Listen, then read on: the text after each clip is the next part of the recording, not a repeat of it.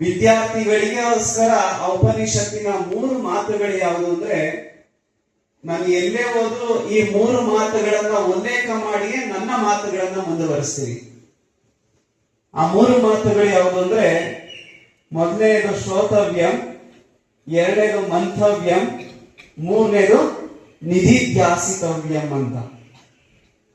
ಅರ್ಥ ಆಯ್ತಾ ಎಲ್ಲರಿಗೂ? ಸಂಸ್ಕೃತದ ಅಮೂಲ್ಯವಾದಂತಹ ಪದಗಳು ಇವು. ಒಬ್ಬ ಅತ್ಯುತ್ತಮವಾಗಿರ್ತಕ್ಕಂಥ ವಿದ್ಯಾರ್ಥಿಯ ಲಕ್ಷಣ ಹೇಗಿರ್ಬೇಕು ಅಂತ ಈ 3 ಪದಗಳು ಉಲ್ಲೇಖ ಮಾಡ್ತವೆ. ಶ್ರೋತವ್ಯಂ ಅಂತಂದ್ರೆ ಚೆನ್ನಾಗಿ ಕೇಳಿಸ್ಕೊಳ್ಬೇಕು. ಮಂಥವ್ಯಂ ಅಂದ್ರೆ ಅದನ್ನ ಚೆನ್ನಾಗಿ ಮನನ ಮಾಡಬೇಕು.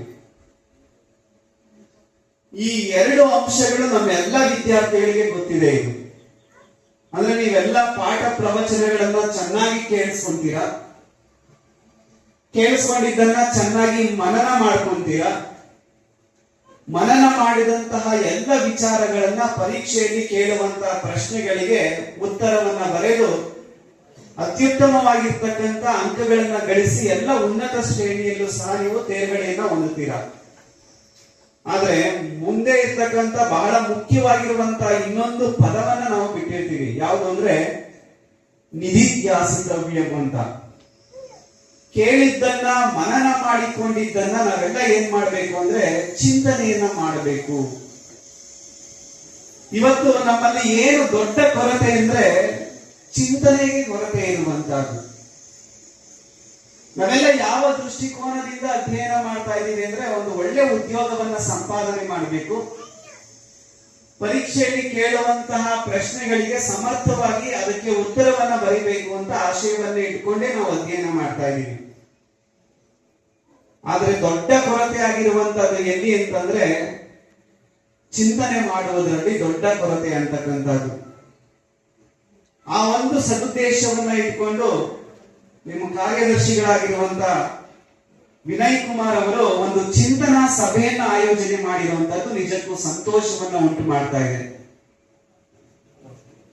ನಾವೆಲ್ಲ ಏನು ಚಿಂತನೆಯನ್ನ ಮಾಡಬೇಕು? ಚಿಂತನೆ ಮಾಡಬೇಕಾದಂತದ್ದು ಇಷ್ಟೇ, ವಿದ್ಯಾರ್ಥಿ ಜೀವನ ಹೇಗಿರ್ಬೇಕು, ಶಿಕ್ಷಣದ ಮಹತ್ವವನ್ನು ಕುರಿತೇ ನಾವು ಚಿಂತನೆಯನ್ನ ಮಾಡಬೇಕಾಗಿರುವಂತಹದ್ದು. ಯಾಕೆ ಶಿಕ್ಷಣಕ್ಕೆ ಅಷ್ಟು ಪ್ರಾಧಾನ್ಯತೆಯನ್ನ ಕೊಡ್ತೀವಿ? ಅದಕ್ಕಿಂತ ಮುಂಚೆ ಒಂದು ಧರ್ಮದ ಒಂದು ಮಾತನ್ನ ಕೇಳಬೇಕಾಗಿರುವಂತಹದ್ದು, ಅರ್ಥಪೂರ್ಣವಾಗಿರ್ತಕ್ಕಂಥ ಮಾತದು. ಬಹುಜನ್ಮ ಕೃತೈಹಿ ಪುಣ್ಯೈಹಿ ಪ್ರಕ್ಷೀಣೆ ಪಾಪ ಪಂಚರೆ ಶುದ್ಧಾಂತಕರಣೋ ದೇಹಿ ಪಿಂಡ ಶಬ್ದೇನ ಗೀಯತೆ ಅಂತಕ್ಕಂಥದ್ದು ಒಂದು ಧರ್ಮದ ಮಾತದು. ಸಿದ್ಧಾಂತ ಶಿಖಾಮಣಿ ಅಂತ ಒಂದು ಧರ್ಮ ಗ್ರಂಥ ಇದೆ, ಅದರಲ್ಲಿ ಉಲ್ಲೇಖ ಮಾಡುವಂತ ಮಾತದು. ಬಹುಜನ್ಮಗಳಿಂದ ಮಾಡಿದಂತಹ ನಮ್ಮೆಲ್ಲ ಪುಣ್ಯದ ಫಲದಿಂದ ಪಾಪಗಳೆಲ್ಲ ನಶಿಸಿ ಹೋಗಿ ಶುದ್ಧಾಂತಕರಣವಾದಂತಹ ದೇಹ ಈ ಭೂಮಿ ಮೇಲೆ ಜನ್ಮವನ್ನ ತಾಳುತ್ತೆ ಅಂತಕ್ಕಂಥದ್ದು ಅದು ಉಲ್ಲೇಖ ಮಾಡಿರುವಂತಹದ್ದು.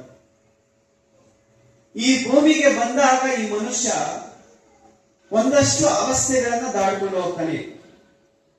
ಯಾವೆಲ್ಲ ಅವಸ್ಥೆಗಳನ್ನ ದಾಟ್ಕೊಂಡು ಹೋಗ್ತಾನೆ? ಯೌವನ ಮೊದಲು ಇರ್ತಕ್ಕಂಥದ್ದು ಶೈಶವಾವಸ್ಥೆ, ಎರಡನೇದು ಬಾಲ್ಯಾವಸ್ಥೆ, ಮೂರನೇದು ಪ್ರೌಢಾವಸ್ಥೆ, ಆನಂತರದಲ್ಲಿ ಯೌವನಾವಸ್ಥೆ, ವಾರ್ಧಕ್ಯ, ಮುಪ್ಪು ಅಂತಕ್ಕಂಥದ್ದು ಅನೇಕ ಹಂತಗಳಿಂದ ಪ್ರತಿಯೊಬ್ಬ ಮನುಷ್ಯನು ಸಹ ದಾಟಿಕೊಂಡು ಹೋಗ್ತಾನೆ. ನಾವೆಲ್ಲ ಶೈಶವಾವಸ್ಥೆ ಮತ್ತೆ ಬಾಲ್ಯಾವಸ್ಥೆಯಲ್ಲಿ ತಂದೆ ತಾಯಿಯರ ಒಂದು ಆಶ್ರಯದಲ್ಲಿ ಅವರ ರಕ್ಷಣೆಯಲ್ಲಿ ನಾವೆಲ್ಲ ಬೆಳವಣಿಗೆಯನ್ನ ಕಾಣ್ತೀವಿ. ಪ್ರೌಢಾವಸ್ಥೆ ಮತ್ತೆ ಯೌವನಾವಸ್ಥೆಗೆ ಬರುವುದಷ್ಟಕ್ಕೆ ನಮ್ಮ ಆಲೋಚನಾ ಸಾಮರ್ಥ್ಯವೆಲ್ಲ ಏನಾಗುತ್ತೆ ಅಂದ್ರೆ ವಿಕಾಸ ಆಗಿ ಒಂದಷ್ಟು ಶಿಕ್ಷಣಕ್ಕೆ ಹೆಚ್ಚು ಮಹತ್ವವನ್ನ ಕೊಡುವಂತ ಕೆಲಸವನ್ನ ಮಾಡ್ತೀವಿ ನಾವು. ಆನಂತರದಲ್ಲಿ ನಾವು ಯೌವನಾವಸ್ಥೆಯಲ್ಲಿ ಒಂದು ಉದ್ಯೋಗ ಪ್ರಾಪ್ತಿಯಾಗುತ್ತೆ, ಆರ್ಥಿಕ ಭದ್ರತೆ ಬೇಕಾಗಿರೋದ್ರಿಂದ ಒಂದು ಉದ್ಯೋಗವನ್ನ ಅರಸ್ಕೊಂಡು ಹೋಗ್ತೀವಿ. ಆನಂತರದಲ್ಲಿ ವೈವಾಹಿಕ ಜೀವನ ಪ್ರಾಪ್ತಿಯಾಗುತ್ತೆ. ಆನಂತರದಲ್ಲಿ ಸಂತತಿ ಅಂತಕ್ಕಂಥದ್ದು, ಸಂತತಿಗೆ ಒಂದು ಆರ್ಥಿಕ ಭದ್ರತೆಯನ್ನ ಒದಗಿಸಿಕೊಡುವಂತಹ ಒಂದು ಗುರುತರ ಜವಾಬ್ದಾರಿ ನಮ್ಮ ಮೇಲಿರುತ್ತೆ. ಮುಂದಿನದೆಲ್ಲ ನಮ್ಗೆ ಗೊತ್ತಿರುವಂತಹದ್ದು. ಆನಂತರದಲ್ಲಿ ವಾರ್ಧಕ್ಯ ಆದ್ಮೇಲೆ ಮುಪ್ಪು ಅಂತಕ್ಕಂಥದ್ದು. ಮುಪ್ಪಿನ ಅವಸ್ಥೆಯನ್ನು ನಾವು ಹಿಂದೆ ನಾವು ಇಟ್ಟಂತ ಹೆಜ್ಜೆ ಗುರುತುಗಳನ್ನೆಲ್ಲ ಅವಲೋಕನವನ್ನ ಮಾಡಿ ಒಂದು ನೆಮ್ಮದಿಯ ಜೀವನವನ್ನ ಕಾಣುವಂತ ಒಂದು ಅವಸ್ಥೆ, ಅದು ಮುಪ್ಪು ಅಂತಕ್ಕಂಥದ್ದು. ನೋಡಿ, ಒಳ್ಳೆ ಉದ್ಯೋಗ ಸಿಗಬೇಕು ಅಂತಂದ್ರೆ, ವೈವಾಹಿಕ ಜೀವನ ತೃಪ್ತಿಯಾಗಿರ್ಬೇಕು ಅಂತಂದ್ರೆ, ಪಡೆಯುವಂತ ಸಂತತಿಗೆ ಒಂದು ಆರ್ಥಿಕವಾದಂತ ಭದ್ರತೆ ಕೊಡಬೇಕು ಅಂತಂದ್ರೆ, ಬಹಳ ಮುಖ್ಯವಾಗಿ ಮುಪ್ಪು ಅಂತಕ್ಕಂಥದ್ದು ನೆಮ್ಮದಿಯ ಜೀವನವನ್ನ ಕಂಡುಕೊಳ್ಬೇಕು ಅಂತಂದ್ರೆ ಅದಕ್ಕೆ ಭದ್ರ ಬುನಾದಿ ಯಾವುದು ಅಂದ್ರೆ ಅದು ಶಿಕ್ಷಣ ಅಂತಕ್ಕಂಥದ್ದು. ಶಿಕ್ಷಣಕ್ಕೆ ಒಂದು ಮಾಂತ್ರಿಕವಾದಂತ ಶಕ್ತಿ ಇದೆ. ಅದಕ್ಕೆ ಹೇಳಿದ್ರೆ education is A powerful weapon ಅಂತಕ್ಕಂಥ ಮಾತನ್ನ ಹೇಳ್ತಾರೆ. ಎಷ್ಟು ಮಾಂತ್ರಿಕವಾದಂತ ಶಕ್ತಿ ಇದೆ ಅಂತಂದ್ರೆ, it shapes the character, calibre and future of individual ಅಂತಕ್ಕಂಥ ಮಾತನ್ನ ಹೇಳ್ತಾರೆ. ಅಂದ್ರೆ ಒಬ್ಬ ವ್ಯಕ್ತಿಯ ಚಾರಿತ್ರ್ಯವನ್ನ ನಿರ್ಮಾಣ ಮಾಡುವುದರಲ್ಲಿ, ಅವನ ಭವಿಷ್ಯವನ್ನ ರೂಪಿಸುವುದರಲ್ಲಿ, ಅವನ ಸಾಮರ್ಥ್ಯವನ್ನ ಹೆಚ್ಚಿಸುವುದರಲ್ಲಿ ಶಿಕ್ಷಣ ಅತ್ಯಂತ ಹೆಚ್ಚು ಮಹತ್ವದ ಪಾತ್ರವನ್ನ ವಹಿಸುವಂತಹದ್ದು. ಅದಕ್ಕೆ ಶಿಕ್ಷಣವೇ ನಮ್ಮ ಜೀವನದಲ್ಲಿ ಪ್ರಮುಖ ಅಂಶ ಆಗಬೇಕು. ನಮ್ಮ ಆಯ್ಕೆಯ ಶಿಕ್ಷಣವೇ ಆಗ್ಬೇಕಾಗಿರುವಂತಹದ್ದು. ಈ ಆಯ್ಕೆ ಅಂತ ವಿಚಾರ ಬಂದಾಗ ನನಗೆ ನೆನಪು ಬರೋದು ಯಾರು ಅಂದ್ರೆ ಸ್ವಾಮಿ ವಿವೇಕಾನಂದರು ನೆನಪು ಬರ್ತಾರೆ. ಒಂದು ಘಟನೆ ನಡೆಯುತ್ತೆ. ಸ್ವಾಮಿ ವಿವೇಕಾನಂದರು ಪ್ರತಿನಿತ್ಯ ಸಂಜೆ ವಾಯುವಿಹಾರಕ್ಕೆ ಹೋಗ್ತಾ ಇರ್ತಾರೆ. ಅವರ ಜೊತೆಯಲ್ಲಿ ಒಬ್ಬ ಆತ್ಮೀಯರಾಗಿರ್ತಕ್ಕಂಥವ್ರು, ಒಬ್ಬ ಪ್ರೊಫೆಸರ್ ಸಹ ಅವ್ರ ಜೊತೆ ವಾಯುವಿಹಾರಕ್ಕೆ ಹೋಗ್ತಾ ಇರ್ತಾರೆ. ವಾಯುವಿಹಾರದಲ್ಲಿ ಸುಮ್ಮನೆ ಅವರು ಕಾಲ ಕಳೆಯುವುದಿಲ್ಲ. ಯಾವುದಾದ್ರೂ ಒಂದು ಗಹನವಾದಂತಹ ಅಂಶವನ್ನ ಇಟ್ಕೊಂಡು ಚರ್ಚೆಯನ್ನ ಮಾಡ್ತಾ ಇರ್ತಾರೆ. ಒಂದು ದಿವಸ ಪ್ರೊಫೆಸರ್ಗೆ ವಿವೇಕಾನಂದರ ಆಳವಾದಂತಹ ಚಿಂತನೆಯನ್ನ ನಾನು ಕಂಡುಕೊಳ್ಬೇಕು ಅಂತ ಒಂದು ಪ್ರಶ್ನೆಯನ್ನ ಕೇಳ್ತಾರೆ. ಏನು ಪ್ರಶ್ನೆ ಇದು ಅಂತಂದ್ರೆ, ವಿವೇಕಾನಂದ್ರ, ನೀವು ದಾರಿಯಲ್ಲಿ ಹೋಗ್ತಾ ಇದ್ದೀರಾ ಅನ್ಕೊಳ್ಳಿ. ಬಲಭಾಗದಲ್ಲಿ ಒಂದು ಪುಸ್ತಕ ಇರುತ್ತೆ, ಎಡಭಾಗದಲ್ಲಿ ಹಣ ಇರುತ್ತೆ. ನಿಮ್ಮ ಜೀವನದ ಮೊದಲನೇ ಆಯ್ಕೆ ಯಾವುದು ಅಂತಕ್ಕಂಥ ಮಾತನ್ನ ಕೇಳ್ತಾರೆ. ಈ ಸಂದರ್ಭದಲ್ಲಿ ನೀವೆಲ್ಲ ಏನ್ ಭಾವಿಸ್ಕೊಂಡಿದ್ದೀರಾ? ಯಾವ್ದನ್ನ ಆಯ್ಕೆ ಮಾಡ್ಕೊಂತಾರೆ? ಪುಸ್ತಕ. ಆ ಸಂದರ್ಭದಲ್ಲಿ ವಿವೇಕಾನಂದರು ಹೇಳ್ತಾರೆ, ನೀವೇನೆಲ್ಲ ನಿರೀಕ್ಷೆ ಮಾಡಿದ್ರಲ್ಲ ಅದೇ ತರ ಪ್ರೊಫೆಸರ್ ಸಹ ನಿರೀಕ್ಷೆ ಮಾಡಿದ್ರು. ಆದ್ರೆ ವಿವೇಕಾನಂದರು ಆಯ್ಕೆ ಮಾಡ್ಕೊಂಡಿದ್ ಯಾವುದು ಅಂದ್ರೆ ಹಣವನ್ನ ಆಯ್ಕೆ ಮಾಡ್ಕೊಂತಾರೆ. ನಿಮ್ಮ ಮನಸ್ಸಿಗೆಲ್ಲ ಆಶ್ಚರ್ಯ ಉಂಟಾಯ್ತಲ್ವಾ? ಇದೇನು ವಿವೇಕಾನಂದರು ಪುಸ್ತಕವನ್ನ ಬಿಟ್ಟು ಹಣವನ್ನ ಯಾಕೆ ಆಯ್ಕೆ ಮಾಡ್ಕೊಂಡ್ರು? ಅದಕ್ಕೆ ಪ್ರೊಫೆಸರ್ ಹೇಳ್ತಾರೆ, ನಾನು ಇದನ್ನ ನಿಮ್ಮಿಂದ ನಿರೀಕ್ಷೆ ಮಾಡಿರ್ಲಿಲ್ಲ.